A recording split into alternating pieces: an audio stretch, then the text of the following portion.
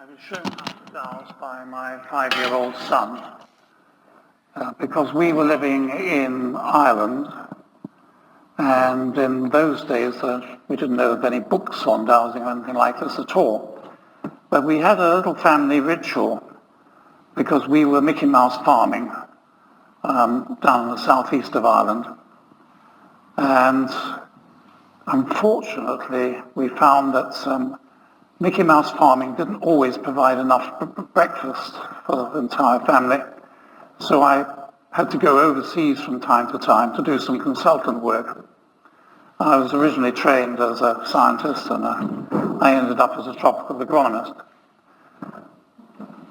But what was important was when I came home, the rule of the house was that I had to give attention and time to our little 5-year-old because he was the youngest. And otherwise we had daddy, daddy, daddy, daddy, daddy going on, and I couldn't talk to anybody. So I was instructed by my wife that I had to focus on the youngest first, and then everything will be peaceful. Once his demands were satisfied, we could then have a conversation. So the first time after I was introduced to these new rules, when I came back, I was greeted at the door by this little imp saying, "Daddy, I want a chainsaw." Whereupon my eyes rolled, and my wife said, no, listen to what he wants. So he took me by the hand across to our implement shed, and there on the bench he had a block of wood and a piece of rope and a piece of wood for the blade. And he told me I wanted that fixed there, that fixed there. And he was very happy with this block of wood, and he went off and started slashing all the bushes. So that was fine. The hedge cutter for his little tractor took somewhat longer on another trip. But the trip in question, I came back, and it'd been quite tricky. And I was very pleased to arrive. Normally the family would meet me off the train, but in this case I didn't know when I was coming back. So I came down with a disgruntled Dublin taxi driver who didn't really like to go out into the country. And anyway, I assured him that the bridge, Kilcarry Bridge over the River Slaney, was where I wanted to be. And I got out of the taxi and threw my case into the ditch because in Ireland that's what you could do. Nobody would touch it, so I knew that would be all right for a couple of days. And I could just walk in alongside the river and enjoying the summer and the water and the birds and the light, and thinking, oh, it's air conditioned, this is lovely. Anyway, I got to the door, and I was met at the door with this little imp clutching 2 pieces of bent cleaning hanger. And he said, "Daddy, hold these." So Daddy obliged and held these. "Daddy, follow me." So I followed him through the house. And we got into the sitting room, and the rods just crossed over. And I said, "Oh, that's interesting, Ronan. What does that mean?" "Water, Daddy." "Oh, right. I wonder which way it's flowing." Whereupon both rods went to one side. So I said, "Oh, interesting." Because it was an old mill. The river was flowing by outside. There was only one way it would be flowing. And he said, "Follow me." So I followed him through to the end room, and which used to be our oldest son's bedroom. And the rods took off going backwards vigorously. And I said, "Ooh, what's that, Ronan?" He said, "Good, Daddy, same like man." So I said, "What man?" "Ask Mummy." So I wandered through to the kitchen to find my wife laughing her head off, pouring me out a large whiskey. And she said, "Before I say anything, you'd better go upstairs and see what the sleeping arrangements are." Sleeping arrangements. So I went upstairs, and I was relieved to see that our bed was still in the same place, but the children were put into one bedroom together.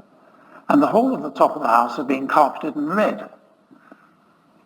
So I screamed a little and then came downstairs and said, "Why red? You don't like red, you told me that." "No, but Mr. Hill said we should do that." I said, "Who's Mr. Hill?" And she said, "Well, you know that Rupert, that was the eldest, he seemed to be getting sicker and sicker. And you'd say now that he was starting ME, but in those days they didn't have a name for it. The doctor called it malingering. And my wife knew that he was keen to get to school and all the rest of it, so said, well, that's not the case. And she was talking with one of our nearest neighbours, Chrissy B. Now, Christabel Bienenberg was quite a powerful lady. She had written the book, The Past is Myself, which was about being an English woman in Berlin during the war. And her husband got arrested for trying to blow up Hitler.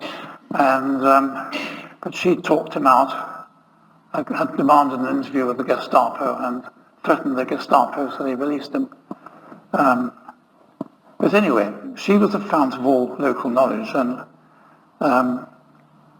as they were now nearest neighbours, and they did have a swimming pool, which the husband heated reluctantly because he put in the pool and heated it for his wife's rheumatism, but he felt it was silly just to heat a big pool just for one dame. So he was delighted when Veronica and the kids would go across and swim. Anyway, part of the ritual was after a swim to sit down and have an evening drink with them. And Veronica was talking to her about Rupert and the doctor's prognosis. And she said, Dickie, if I were you, I'd go and see Mr. Hill. So Veronica had asked the obvious question, who's Mr. Hill? Well, he finds water. He's a dairy farmer. He lives just down the road. And I had him in to check where I was sleeping because I couldn't sleep.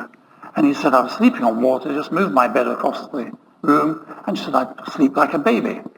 And so Veronica said, okay, she would call in. So she called in on Mr. Hill, who was milking his cows, and said, would you come down and check my house? I'll be down after the milking, he said. And he came down, checked the house, and said, who's sleeping in this bed? And she said, well, my oldest son, that's why I actually called you. And he said, well, if he continues to live there, he'll become seriously ill.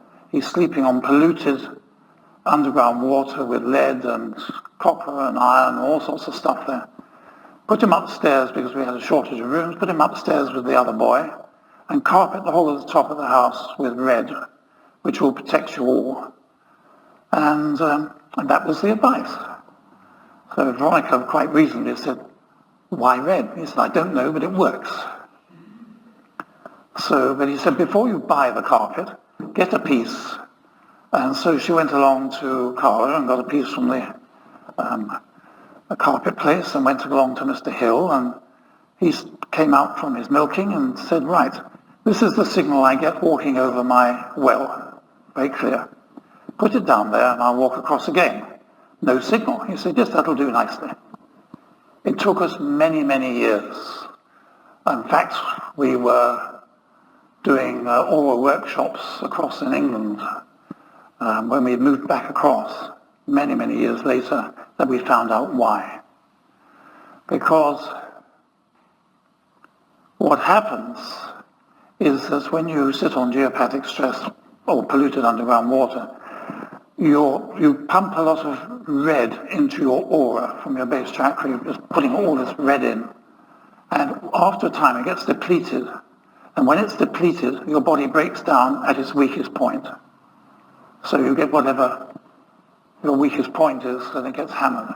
And we only found this out because we were doing an aura workshop. And so we had asked an aura photographer to come along with a Polaroid camera and a computer-enhanced system, which showed the colours of the aura. My wife's aura was very nice and colourful and so on. But after we'd done everybody else's auras and they had dowsed them and we'd been playing all day, I then said, can we do one more experiment? Veronica, will you please just sit in that chair and imagine you're sitting in 1973 on the bed where our oldest son slept. And she said, yes, I can do that. And I said, well, take a photograph, please. And he took a photograph, and her aura changed from this beautiful rainbow colour into just one of pure red, where she was putting red out into her aura. And we realized then what the red carpet was doing. It was replacing the red, which otherwise would be lost. And so you don't get your red depleted and your body doesn't break down. Anyway, so that was how I got shown how to use a pair of dowsing rods. So immediately after I drank my whiskey and had a bit of a gossip, I rushed out into the garden and said, I'm going to find some water. And because we had water delivered to the house from a well which we had drilled when we first moved in, because originally the water was just pumped from the river, but with young children and having odd animals floating down in the river, we said we must get a better potable source. So we got hold of the local well driller by the name of Murphy Flood, and I said to him, well, where do you choose to drill? And he said, in Ireland you don't need to bother, you just drill until you hit water. I said, how do you charge? Well, he said, by the foot.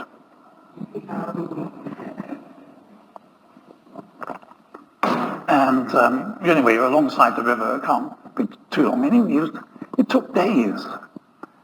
And after a time, I went up and said, how deep are you now? He said, well, 90 feet. And the river was only about 10 feet below the entrance to the house. And I said, well, have you got water yet? Oh, yes, we've had water since about 30 feet, but we thought we must give you enough depth. I said, could you stop now? So they hauled up the rig and got out of the place, and we paid them off. But the water was potable, but it discoloured the bath. It was always stained with this green, blue tide mark. In fact, it eventually discoloured the bath permanently. So I wanted to have clean water for my whiskey in the evening, so I went off to find, and I found a little place in the garden where the rods crossed. So I put a pebble there and said, right. And I said, what are you going to do now? I said, I'm going to see Mr. Hill. So I went off to Mr. Hill and said, would you come down and find us some water? He was quite a fellow. He found the master's son when he disappeared and said he'd be on the third bend of the river stuck in the roots of the tree, you know. So they were able to bury him within the 3 days, which you like to do in Ireland. And he came down, went around, and he said, well, the best place is here. And it was just above my little pebble. So I said, oh, good, because that's where I found. And he said, well, how deep is it? I said, I don't know. So he said, well, it's 12 feet down. And I said, how do you do that? And he said, well, is it more than 10 feet? Yes, no. And so he explained to me how you got the depth. Of course, I didn't ask whether there would be anything in the way. So we then got the local grave digger, because it was summer and he had spare time, and asked him to dig us a well. The idea being you take the bucket and you put a bottle of beer in and throw it to the hole, and he drinks the beer and fills up the bucket with soil, and so we went on. But after a very short time, we came to a stone, which was about that size, and it was only about 3 feet down. He said, what do we do now, sir? And I said, well, the water must be underneath it. We better go round it. So he carried on digging, and we ended up with instead of a little well, we ended up with a grave that around. And at the bottom was this nice spring, which we put in a little pump, and it was just enough for the outside of the house. We put it on outside the house. So if anybody wanted a glass of water, we'd just go and take that. And we used the rock as the floor of our future wine cellar. So that we made use of it. Anyway, that's how I started dowsing. But my wife had started a little bit earlier. When we moved to Ireland, she had migraines. Never had migraines before, and the migraines got worse and worse until she was having migraines for about 3 weeks out of 4. And the doctor put her on morphine, that made everything worse. And so he said, well, you better go up to Blackrock Clinic. So she went off to the Blackrock Clinic, which is equivalent to Harley Street, because in Ireland in those days you paid for your medical stuff. A visit to the doctor was £6. And 2 specialists discussed Veronica's case, gave her something like beta blockers or something, and she drove the car back and nearly wrote it off. So she stormed into the kitchen, throwing the pills into the bin, and saying, well, that didn't work. Well, what do we do now? So I said, well, why don't we go and have a swim? So we went off to our neighbours, the Bienbergs, and again, Veronica was chatting to Prissy B, this was earlier, and she said, Dickie, why don't you go down to Mr. Thackeray? And she said, well, who's Mr. Thackeray? Well, Mr. Thackeray was a retired farmer, and he used a big plum pendulum over a ledger, and in those days it wasn't fashionable to breastfeed, so they had all these mothers going with these colicky children who were being fed on powdered milk, and it seemed to help. Anyway, Veronica went to see him and explained her problem, and nice kitchen, Mr. Thackeray with his Irish raincoat, bit of binder twine around the middle, his wife banging around in the kitchen, keeping an eye on him because he had to hold Veronica's hand. And in those days, Ireland hadn't really encountered the miniskirt, and Veronica always wore miniskirts, so she was very disapproving with Mrs. Thackeray. Anyway, he held her hand and went through and said, well, it's very easy, you just cut out bread and milk, there's a couple of other things, and you won't have any more migraines. So she thought this was a big joke, but there was a little donation box, so she took out a £20 note and put it into the box, whereupon she became Mrs. Thackeray's best friend, because the locals just would put in a couple of coins. And she came back and said, well, I tried everything else, I may as well try that. And didn't have any more migraines. And we had a lot of visitors because we'd been out in the tropics and come back, so we had a lot of catching up to do with family and friends. And we had a stream of visitors coming from Germany and Switzerland and from France and from England, and they all had something wrong with them. So Veronica took them off to Mr. Thackeray, and they all got better. So this was wonderful. Anyway, sometime later, I said to Veronica, what are you doing today? She said, I'm going to the supermarket in Carlo. And I said, well, I'm going up the field. So I got on my tractor and went up the field, and she went off to the supermarket. And when I came back at lunchtime, hoping to find some lunch maybe ready, Veronica had only then pulled into the yard, and I laughed and said, conversation, because you always have conversation in Ireland. The first time we bought an ice cream, it took 40 minutes. We had to eat it in the shop, because they were so interested to ask questions and things. And she said, no, it's just total frustration because she's trying to read the small print. But in those days, not everything was labelled properly. So I'm going to see Mr. Thackeray and get him to show me how to do this. I said, brilliant. So she went off and came back looking very dejected. So I said, what's up? Well, she said, I asked Mr. Thackeray, and he was very nice, but he said, well, it's a gift from God now, and I can't be passing that on now, can I? So she said, what could I say? I just smiled sweetly and said, thank you. I said, okay, well, let's look at this thing the other way around. What is so special about Mr. Thackeray and not you? Stay there. So I went off to the tractor shed and got a tractor nut and a piece of string and brought it back and said, Veronica, hold that over some fruit.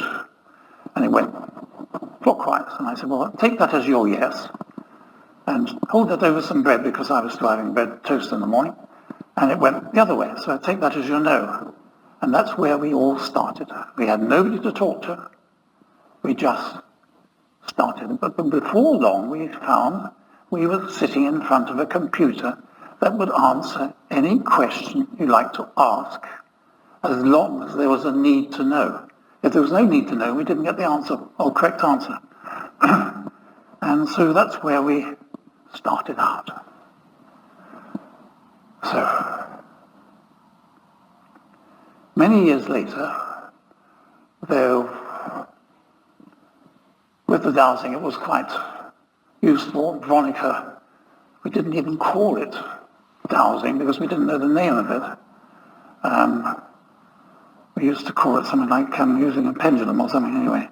But we were conscious that we had a ghost in the house, so Veronica got into conversation with the ghost.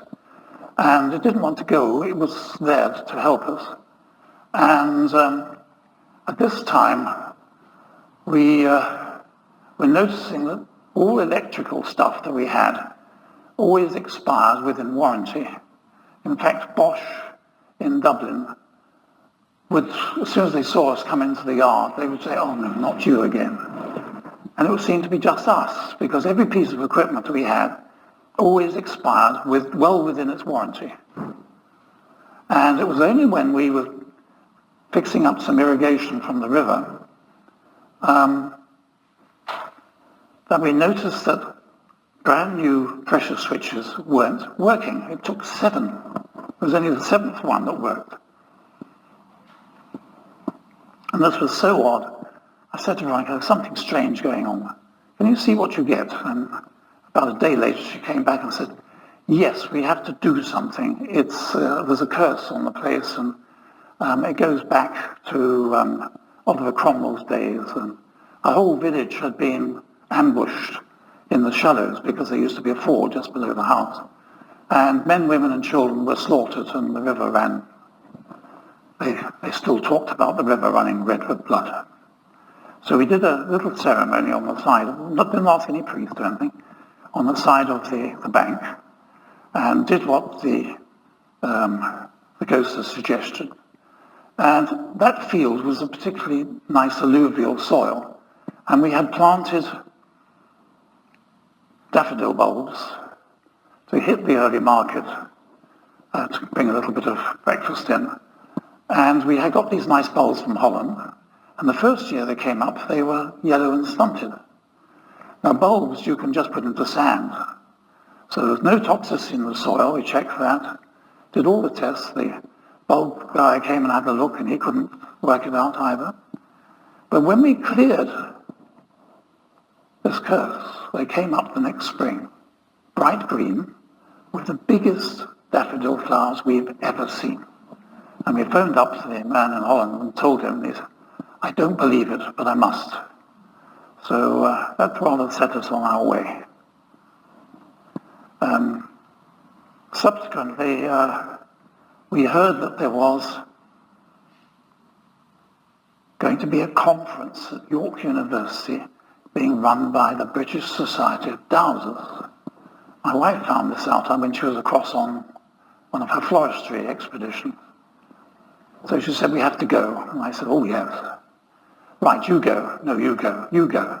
I said, "All right, you douse it." So she doused it, and I had to go. And I said, "Well, will you douse my route, please?" So she doused the route. It was a very strange one. It was up through the north and back down south rather than going up through the busy roads. And she said, "When do you want to arrive?" And I said, "In time for the supper on the Friday evening, because I'll be famished." So I arrived about 5 minutes to supper time on the Friday evening with a very uneventful trip, very nice. And I went up to the food, and I was going over the food, saying, "Shall I eat this? Shall I eat this?" and so on. And somebody next to me said, "What are you doing?" I said, "I'm dowsing my food." "Oh, we don't use it for that." I said, "Well, what do you use it for then?" And he was an archaeologist, so he was interested, and somebody else was interested in something else. So when I took my food and sat down at the table, I asked around the table what everybody uses their dowsing for, and was surprised to find that it was always something very specific, whereas we were using it for everything. And I said, "Well, that's interesting." And then a very grumpy fellow turned up, really miserable. And I said, "What's up with you?" And he said, "Well, we've come from the furthest anywhere in the country and we've missed the supper." And I said, "Well, why didn't you douse it before you came?" "Don't use dowsing for that." And I said, "Well, we did, and I come from Ireland, which might be a little bit further than Kent." So when I came back, I said to Veronica, "I think we might have something we could pass on to other people. But we won't do this in Ireland because we had our local dowsers and we didn't want to upset their... They've been very helpful to us, and we didn't want to upset anybody because we were blow-ins. They were local. And although the local Garvey sergeant told me when we were going up to lobby the Ministry of Fishing because the river had been interfered with, and we wanted to put in a fish pass. And they said, well, we better go up and lobby the minister. And I said, well, count me out, because I won't be popular. On the contrary, you can speak for the Anglo-Irish. You have to come. And anyway, you're an honorary Irishman, which I found very strange, but very nice. And we went up and we got a good hearing and we put in the fish part. But that's all beside the point. Now, so this was where we started. And 40 years later, there's a distillation of some of the things we've found out in the books at the back there, which if you want to buy them later, you're most welcome. At the back of the book, there's a whole list of checklists, which we developed to go so you can check out whether it's ancestral stuff or whether it's food or whatever it is. These are just a guide. They're not the final thing, because you'll make your own. I always recommend you make your own. And before I forget it, the most important question you need to ask, I'm sure you all know it, other, the question you haven't thought of. Other, very important. Right, now I'm going to tell you about one or two little cases we've had to deal with, and strange things that happen. We notice that after a time, the more you dowse, the more you're using it, that things start to happen in a rather strange way. When I started off, I had to drive to Dublin quite often, usually twice a week. Very boring. And the road had a camber which was like this, so you wanted to be in the middle. Now you've got European roads from the EC, which are marvellous. Beautiful roads, nobody on them. But then you had to get in the centre, because otherwise you slid into the ditch. But when you came, and the roads were bending, so coming around the corner would be somebody else doing the same. So I thought, well, it is useful to know if somebody's coming around the corner before we get there, because I can get off the centre and not slide into the ditch. So I imagined a pendulum in my mind as I was driving. And I would ask, now, is there a vehicle coming around the corner? No. And I'd come around the corner and find there would be a bike or something like this. And I thought, okay, I have to be specific. And in the end, after 2 or 3 years, I found that I could tell whether there was an articulated truck, whether it was a red one or a yellow one, or what it would have written on the side, or whether it's a car, and so on. It became very, very useful. When we moved across to England, we started to talk to people about dowsing, and we started running courses. And one day I suddenly couldn't get a signal with my pendulum, which was one of Veronica's rings with a bit of cord, or my dowsing rods, which were just brazing rods bent into an L with a bit of bamboo as a sleeve. And I said to her, what do you get? And she said, well, you just got to dowse another way. And I said, well, how? I said, I don't know. But anyway, fortunately, she went off to support a friend of ours, Dan Wilson, down in Kent, in Ashford, and he was giving a workshop on toolless dowsing. So using your primary sense to get your dowsing signal. And she, amongst the systems, was blink dowsing. And apparently Dan had taken 18 months to learn how to blink dowse. So I said, what's that? She said, well, look at the ceiling, see how many blinks you get, and ask for a yes, and ask for a no, and see how many blinks you get. In my case, it was very easy, because I get a blink with one eye and a blink with the other eye for yes and no. And I said, oh, that's useful.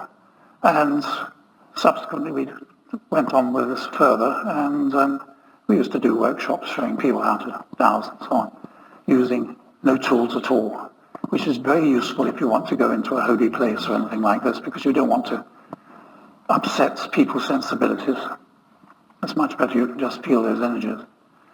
But I usually start beginners workshops now with dowsing with the body, just asking people just to stand up and say, well, please show me a yes, and they usually go forwards or backwards, and the no is the reverse.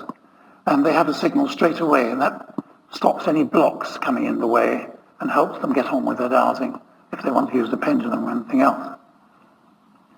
However, let's give you a few examples of odd things. One particular odd thing, which I'll tell you now, is probably completely out of context, but Veronica used to see a lady in the College of Psychic Studies, where I still do workshops, and this lady would come in a taxi. She had a pacoon-type coat on and a pair of slippers, even in the pouring rain. And she'd have the taxi running for an hour and a half outside while she had a consultation with Veronica. And the lady looked so poor, and Veronica was very concerned about this, her wasting her money, but she wanted the taxi waiting. It was only some time later when Veronica was invited to a house which she was selling to a Russian oligarch in those days for 7 million, which is probably now about 14. She was a very wealthy woman, but she was careful with what she spent it on. And anyway, I was talking with her and said, oh, I haven't heard from this lady in a long time. I wonder what happened to her. And so we discussed her, and that didn't say anything else. Next day, her son phoned up and said, did they owe anything? Did Mummy owe anything? We said, no. And I said, well, why are you asking? And he said, well, you know Mummy's died. You were at her funeral. And I said, no, I wasn't at the funeral. Yes, you were. The funeral was 2 days ago, and you were on the other side of the grave, and I recognized you, and you recognized me, and you were there.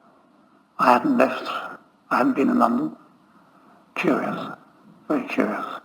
You talk about something, and you're, in effect, there. So it's really down to quantum physics. This is why you can dowse at a distance, because when you're dowsing at a distance, you're actually there.